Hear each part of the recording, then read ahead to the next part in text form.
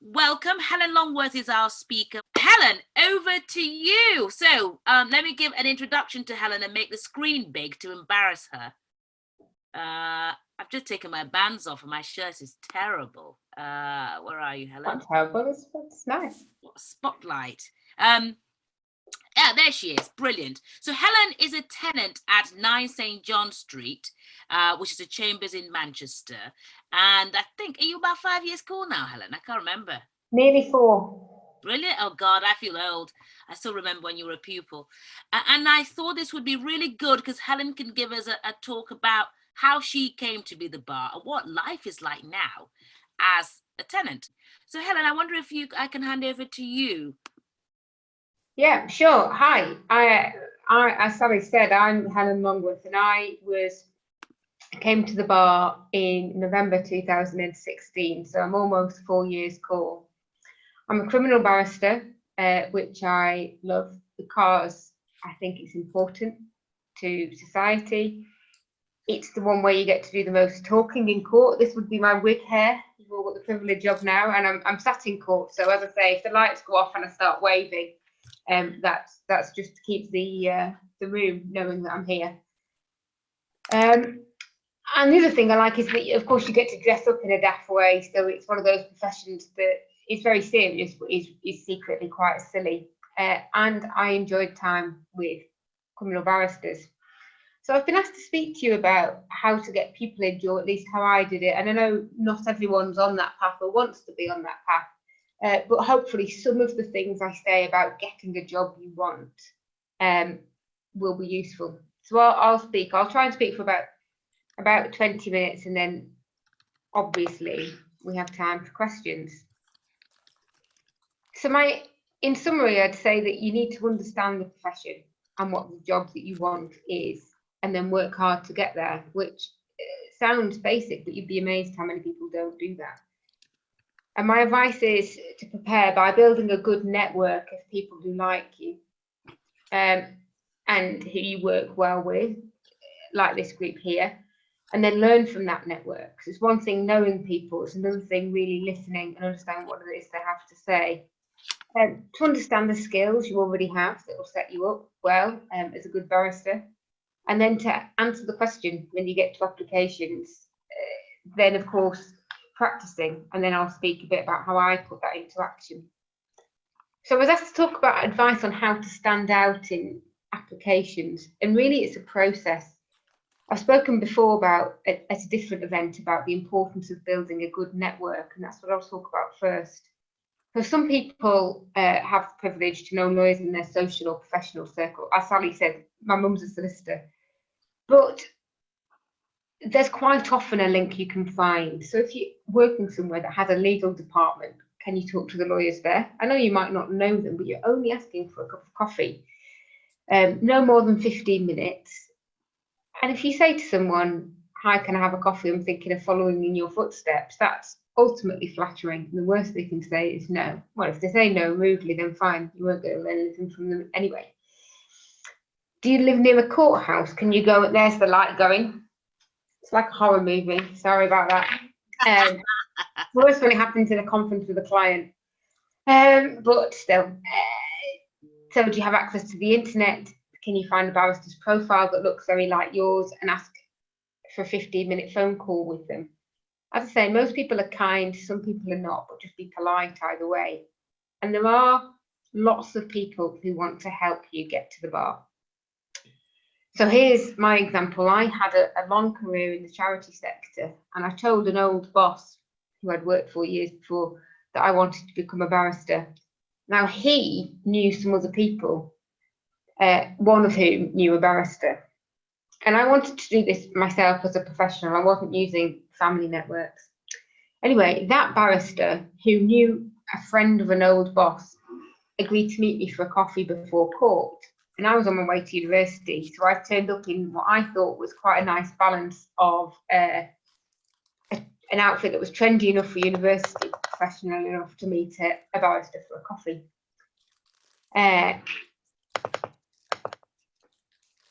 A man came in, Max Hill, Queen's Counsel. We had 10 minutes. He got his coffee to take away because he was sitting as a recorder in the Old Bailey that morning. I pretty much drunk my coffee already because, of course, I'd been early to meet him.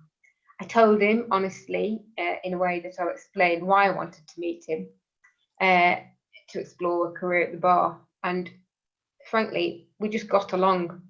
He believed me, and 10 minutes later, I was in the Old Bailey. 20 minutes later, I was sat on the judge's bench, really, really wishing I'd chosen more appropriate shoes than the tatty gold suede ankle boots that I decided were the trendy part of my outfit. Now, this is a man he was a judge at the Old Bailey. He was a very senior advisor to the government at the time. He was the head of his chambers and is now the director of public prosecutions. But he still gave me 10 minutes, decided I had some potential and was realistic about it, and then gave me an opportunity, which then led to further advice, further links into the bar. So at one point he was leading counsel in the case and I was shadowing him. And then he sent me over to see the case. Another member of his chambers was in. She was prosecuting a manslaughter. And that was the first time I saw a head injury and saw the bits of the brain poking out, which was frankly disgusting, but still, it's definitely an experience. What it meant, though, was that I had opportunities to talk through my career and my business plan with a very senior criminal barrister, just because I'd said to someone and been honest, this is what I want to do. And because I let other people help me. I didn't know Max at all before that coffee in London, but once I did and I knew that we got on and he had faith in me, he helped me get to the bar and to understand what that means. And what's good, or part of what's good about that friendship, is that he wasn't just some ill-informed student on a website spouting off about being Oxbridge and privilege and wearing the right tie at drinks events. He actually knew what he was talking about this profession. He knew what this profession is really, rather than just a life that you've seen on television. So it was luck that gave me the opportunity, but it was luck that I had created and had built on. So how to do it? Be polite, be brave, and know that you're not alone in wanting to do this and to do this well. And there is an impression that's given off, particularly in the media, that this is a job full of white, public schooled, male, loud, hard drinking Oxbridge men. And it's not. And obviously from those people who are here today, we know it's not.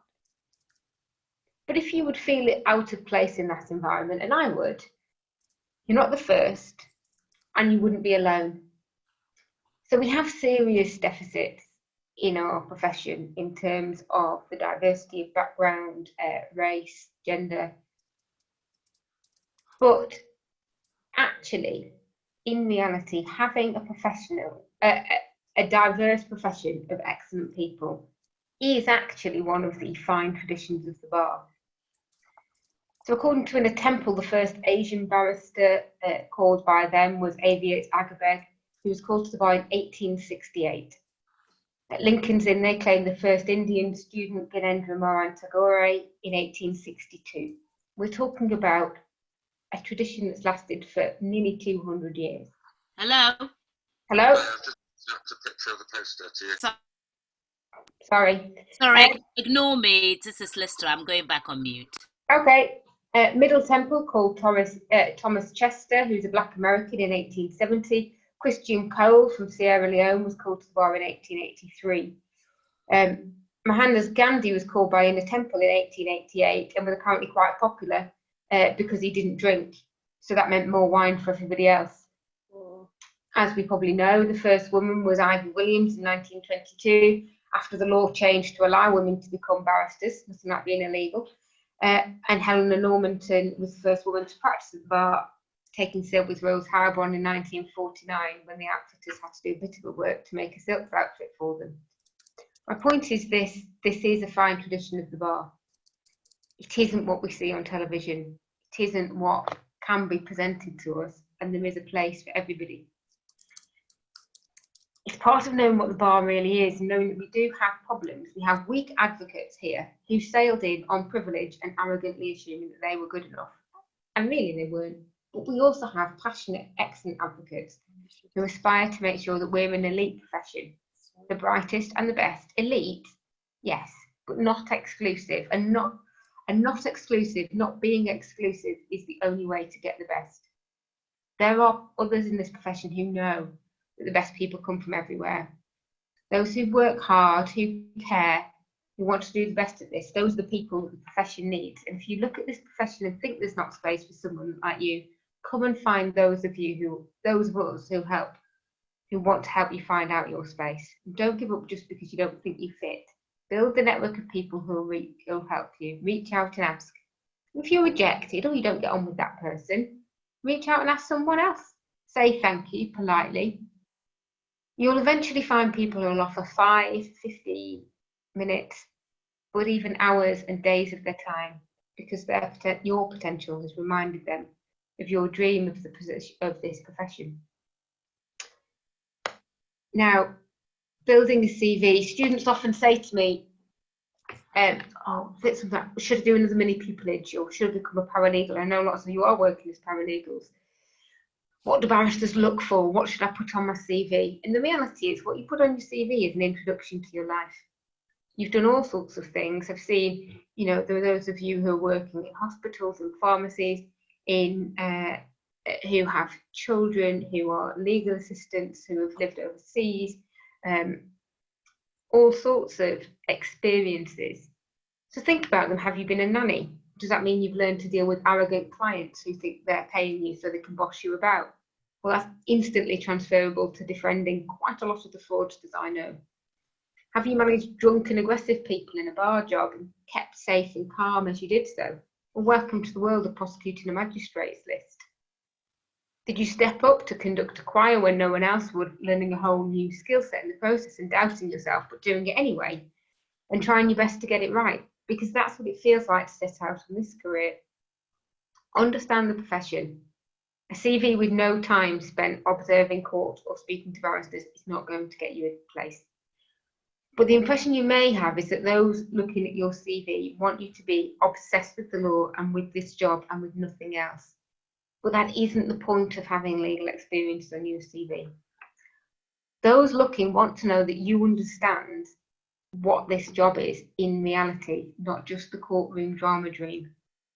That this is a business as well. And they want to know that you understand which areas of the law mean staying up to midnight because you only got, or past midnight because you only got the brief at 6 o'clock and you're in court the next day. And which don't, and which one's the right place for you, which one you want to pursue. You'll know by observing which areas make you feel like, oh, for goodness sake, everyone here needs to grow up, get a grip and go home, and which make you feel like you're in the right space, so that you can use your skills as an advocate, an advisor and a counsellor for someone else. So many pupillages, shadowing barristers, going to sit in a public gallery, taking parts in moots. What they're showing and what you're trying to say when you put that on your CV is that you've bothered to learn what this profession is as a job. And as I've said in other places before, that that this isn't all just glamour. This is what you want to do to pay for your beans on toast on a Tuesday night. But it's the things that you've done that are interesting that you need to put on your CV. What then makes you stand out is knowing which parts of those things that your skills, experience, habits, will form a good base for your practice in this profession and that you can explain them. So I'll move on to my third point, which is about answering the actual question. How many people send me an email saying, people start, how do I answer that? Why do you want to be a barrister question? I don't know, I haven't met you, I have no idea. They start it with some version of barristers work hard, or the best representation comes from the best advocates. And those are both answers to a different question. They're the answers to the question, what does a barrister do? People who are reading your application know what a barrister does. They know it much better than you do because we do it every day. What they don't know is they don't know you. So reread the question. If you read it and you read, why do you want to be a barrister? Saying barristers work hard tells me nothing about you. It doesn't answer that question. You might say, I enjoy hard work and long hours. I feel that's a good use of my intellect, so I'm drawn to that aspect of being a barrister. Right, you've told me about you. But then, obviously, you have to have the second thoughts of, well, wait a minute, is I want to work hard in my top 3 reasons to be a barrister, my own? Is it worthy of your top spot? If so, great. If not, what are the main reasons you want to be a barrister? For me, it's I like public speaking, I dislike being employed and prefer being self-employed, even with the administrative hassle. And I did check both. And I care about what happens to people who are the victims and the perpetrators of crime. I think crime is interesting. I think this system is extremely important, and I like doing a job that feels important. So my advice there really is get off the websites that advise you on the perfect answer, read the questions and answer honestly from what you already know about yourself. And then practice the skills you need all the time so that you're not fearful of them. Public speaking is part of your comfort zone. You need to get to the stage where you know that whatever happens, if you're rejected 200 times, you can handle it. Get to the point where you are confident that you can rely on what you do. So when choosing my bar course, I deliberately chose to go to the place that seemed to take teaching, not marketing, or their careers department most seriously. And that was because I needed those skills they were teaching. I could work out the career stuff on my own with time and effort, and I did not have the cash to pay for a company to buy themselves fancy pens to sell themselves to other people, rather than the best and most passionate teachers. So really no one looks at where you did your bar course. The numbers of how many students went on to pupillage include people who had a pupillage when they walked onto that course. And it isn't all about pupillage. I know it feels like it is when you're applying, for those of you who are, but it's about the foundation skills of this career, or whatever career you go into.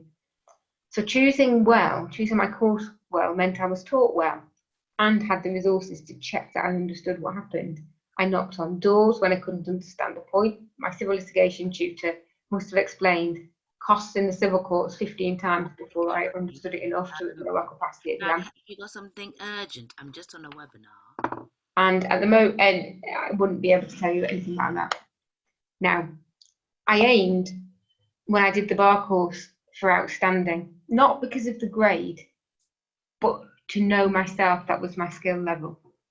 There's the ghost room. Wait a minute. There you go. And I practiced the small skills that people need. So on the day of my interview for a scholarship at Middle Temple, and those of you who are thinking of applying know that the scholarship deadlines are coming up soon. I said hello to everyone in the waiting room, because that meant that my nerves were calmed because the panel were the first people I spoke to. And why not? That's what you have to do as part of the job. You walk into a room, you feel nervous but tough. You're the one in charge, so say hello.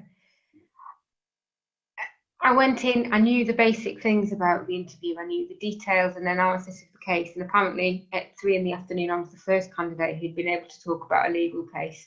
So don't overestimate how difficult it is to stand out. Sometimes it's really easy. Knowing a case as a law student is not exceptional. I knew when my figures needed revising because I'd done it seriously and done my business plan, and I knew what I'd do if they didn't give me the money, which was to raise the money another way, with proof that both I could work to raise money and that I'd raised money through different grants and sponsorship before. So I'd prepared, but the point is that I'd also practiced small skills of saying good morning, courtesy, putting nervous people at their ease, those people who were waiting for their own interviews. And luckily for me, they gave me the money. So research, if it applies to you and it's something you want to do, research it, do a good application and apply. It makes a huge difference. Get help before the interview in terms of practice for it. And practice, know that you can handle it if you get it wrong. Trust yourself.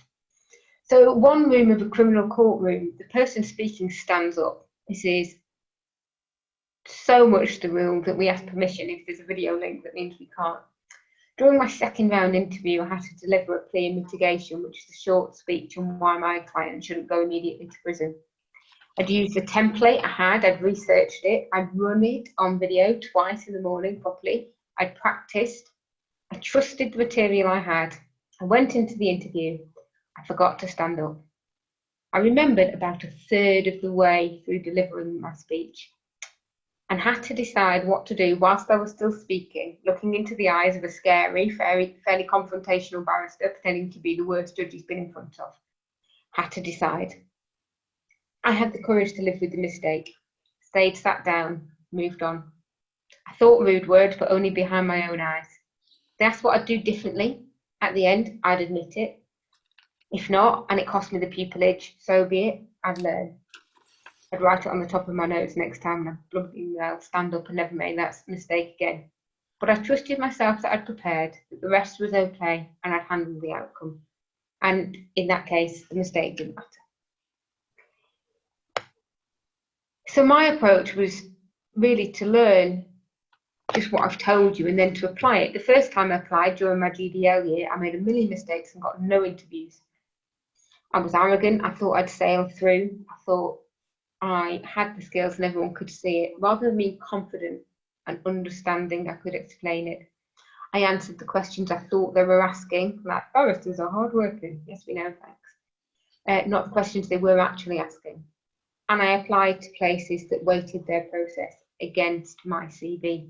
So against my educational background, for example. And it's worth looking at the junior end of tenants and saying, would I fit somewhere like this? I needed not to be arrogant. I needed to be confident in what I knew were transferable skills. I needed to learn the preliminary skills of being a barrister, and I needed to learn how to explain who I was. I built a good network, as I've told you, and I used it. I gave time and thought to my CV, and I had it checked over and over by people who had no connection to the charity sector. So I knew it made sense, and I'd stripped out all the jargon. I had at least 2 good versions of it by the end of the process that could be tweaked and were tweaked if and when they needed to be. I learned how to answer the question that was asked, not what the student website said the answers were, but what my actual answers were. And I practiced. In every session of the bar course, I volunteered to go first. I might get it wrong, it doesn't matter. Why would it? I spoke up, I introduced myself to people, I went to networking events, something you all obviously do. I got trains to London, doing my bar course in Manchester. I got trains to London and back of an evening doing my work on the train so I could take part in my Inns mooting competition, which was the second time I'd done it because I was quite cheeky. I did the Middle Temple mooting competition first when I was on the GDL, and I beat a lot of people who were on the bar course. I applied for the pupillage that I was offered, starting with the line, I am not eligible for this because I can't start straight away, which is what they wanted, someone who could start straight away. I applied anyway. They created a pupillage for me. I dealt with rejection. I thought about what happened and changed my approach. I learned how to sift feedback for what was useful and what was well informed. So someone saying they didn't think much of my life experience meant I hadn't explained it properly. Time for me to change what I said. Someone saying I couldn't get through a moot round. This wasn't my in one, this was a different one, because my bundles of paper weren't in black folders with white tabs, which, as he said, was how all chambers do it. He was obviously an idiot who didn't have pupillage and didn't know what he was talking about. But I still want to buy 3 black folders and sets of white tabs, having to skip a meal or 2 to afford to do so, because there's no point giving people an easy way to fail you. The second year I applied during the bar course, I treated pupillage like doing another module of the course. And those of you who are about to do it or are doing a course part-time know that that means an incredible amount of time and work. But that's what I did. I devoted that same amount of time, effort, research and writing to getting myself the job I want, rather than just doing the course. I created slots in my timetable so that every week I was in a courtroom, usually on my own, watching it, not on my own, but no other students, watching a case. I was scared walking into a courtroom. I didn't know what I would do, where I would go, if I was dressed properly, if people would think I was strange. But really, everyone was friendly and kind when I introduced myself and said why I was there. I spoke to people on reception, they'd point out the trial court or where applications were being made, depending on what I wanted to focus on that week. I asked barristers who I met if they had any interesting cases going on, if I could shadow them. One of the barristers who was co-defending in a grooming case, not someone I was shadowing, just someone I was sat in the public gallery, she gave me a copy of her cross-examination questions so I could learn how she approached it. And the prosecution junior in that case showed me how they put the case together. So with that, we're back to building and using a network, and therefore back to the beginning. So that's my advice: build a network, know who you are and how to explain yourself by answering questions properly, and then practice all the time, working hard at it like it's part of your job and your life, because that's what you want it to be. And if you take nothing else from this, understand that no one owes you this. You have the power to achieve it if you work and learn. And you need to take the responsibility for giving yourself the best possible chance of getting here. It is worth it. Good luck and enjoy it.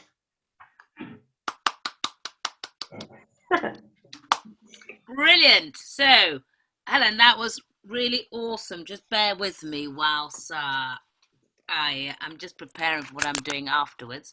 That was really very good and very useful. I didn't like the person saying, I don't think much of your life experiences.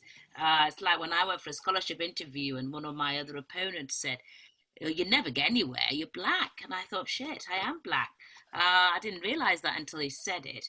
And that was... I know I had a northern accent. Having a northern accent means you can never be a barrister. Oh, yes. I don't know if you know that. Well, I've heard that. Or an Essex accent, which is the other thing. Certainly Alexandra Wilson was told. Yep. She told me. So that was really brilliant. Nice to see everyone back on. I thought that was a really good and useful presentation, actually, even for our solicitor colleagues who are on here, which is brilliant.